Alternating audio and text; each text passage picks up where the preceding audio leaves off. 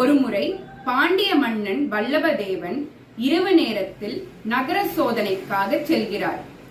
அப்பொழுது ஒரு வீட்டின் திண்ணையில் ஒருவர் படுத்து உறங்கிக் கொண்டிருக்கிறார்.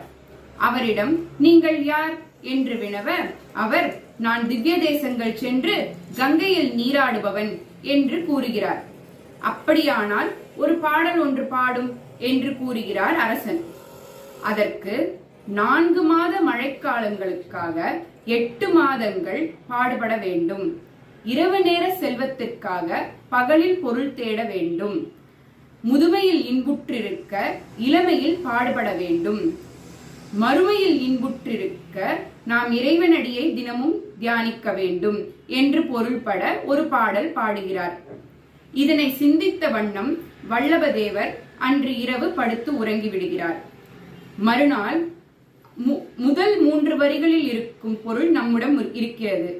ஆனால் 4வது வரியில் இருக்கும் இறைவனடியை நாம் எவ்வாறு நாடுவது, யார் உண்மையான பரம்பொருள் என்று தனது ஆத்ம அன்பராகிய செல்வநம்பியிடம் வல்லபதேவர் வினவுகிறார்.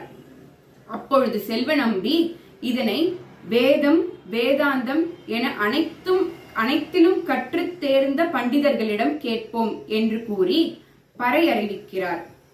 யார் உண்மையான பரம்பொருள் என்று யார் விவரிக்கிறாரோ அவருக்கு ஒரு பொற்கிழியை பரிசாக வழங்கப்படும் என்று கூறுகிறார் செல்வநம்பி. இதனை வடபெருங்கோவிலுடையான் பெரியாழ்வாரின் கனவில் தோன்றி நீங்கள் சென்று பொற்கிழியை எடுத்து வாருங்கள் என்று கூறுகிறார்.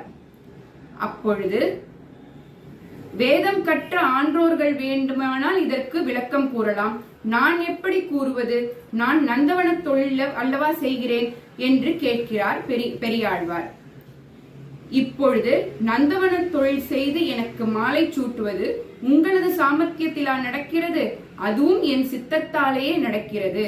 ஆதலால் நீங்கள் சென்று பொற்கிழியை பெற்று வாருங்கள் என்று அனுப்புகிறார் வடபெருங்கோவிலுடையான்.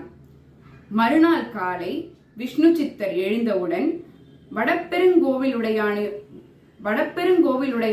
வேலையாட்கள் வந்து பல்லக்கு கொடி முதலியவை படைசூழ வந்து இவரை பாண்டிய மன்னனிடம் அழைத்து செல்ல வேண்டும் என்பது பெருமாளின் கட்டளை என்று கூறுகின்றனர். இவரும் ஏறி செல்கிறார். வல்லபதேவனும் இவருக்கு உரிய மரியாதை கொடுத்து இவரை வரவேற்கிறார்.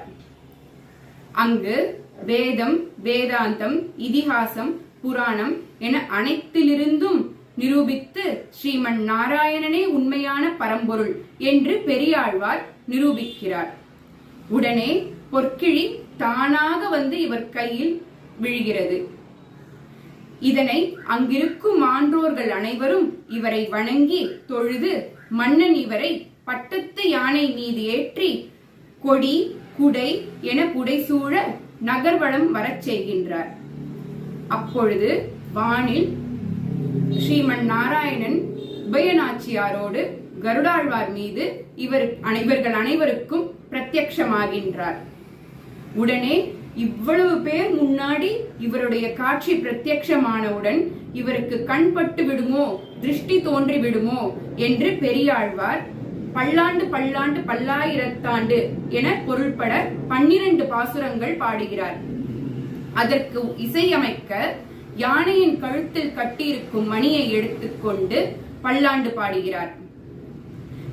ஏன் இதனை 4000 திவ்ய பிரபந்தத்தில் முதலில் சாதிக்கின்றனர் என்றார், அனைத்து ஆழ்வார்களும் பெருமாளுக்கு எவ்விதத்திலும் கண்பட்டு விடக்கூடாது, அவர் என்றென்றும் பல்லாண்டு காலம் இவ்வுலகில் இருக்கும் அனைத்து ஜீவராசிகளையும் ரட்சிக்க வேண்டும் என்பதில் ஒரே நோக்கமாக இருப்பர் என்றெண்ணி இவர் பாடிய பல்லாண்டை 4000 திவ்ய பிரபந்தத்தில் முதலில் சாதிக்கின்றனர். பெரியாழ்வார் திருவடிகளே சரணம் என்று கூறி நாளை ஆண்டாள் நாச்சியார் பற்றி காண்போம்.